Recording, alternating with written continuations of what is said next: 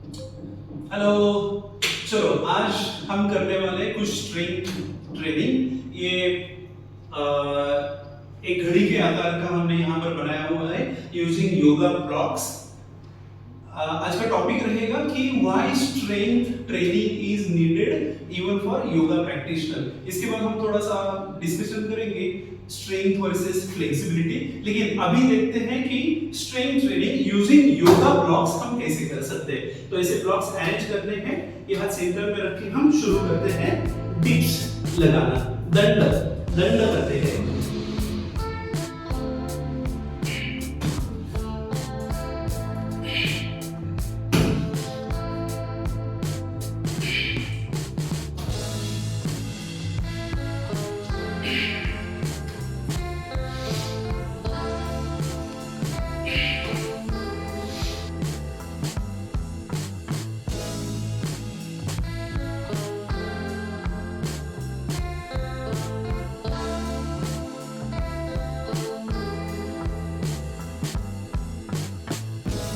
चलिए, ये हो गया हमारा योगा वी का दंड का।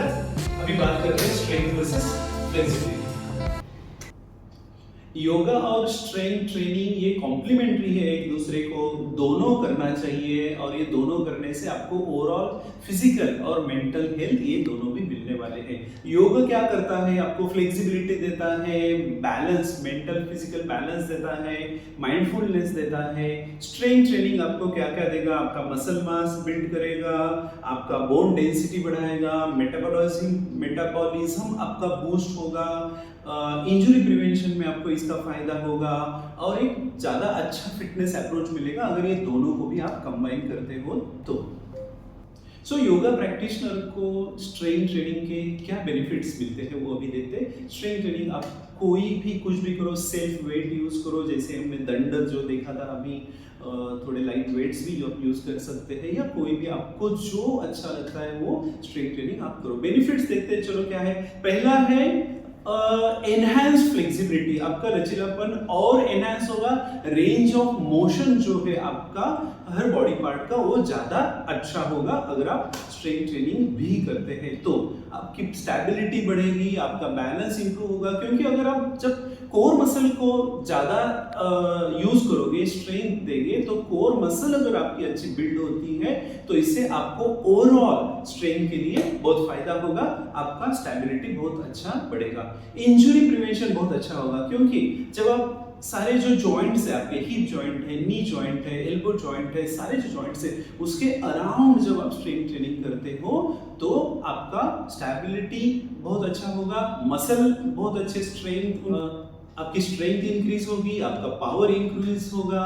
मसल मास जब आप स्ट्रेंथ ट्रेनिंग से बनाओगे तो एडवांस योगा पोजेस के लिए जो स्ट्रेंथ लगती है वो आपको अच्छी तरह से मिलेगी। एडवांस योगा पोजेस जैसे कि शीर्षासन है या हैंड स्टैंड है, तो इसमें प्रैक्टिस मेक्स मैन परफेक्ट, ये सही है, लेकिन वो प्रैक्टिस करने के लिए भी आपको स्ट्रेंथ चाहिए। क्योंकि मैं जब देखता हूँ बहुत सारे स्टूडेंट्स हैं जिनको एडवांस आसन तो करने लेकिन ताकत बिल्कुल नहीं है, तो वो just because of that strength वो नहीं कर पाते हैं, लैक ऑफ स्ट्रेंथ की वजह से।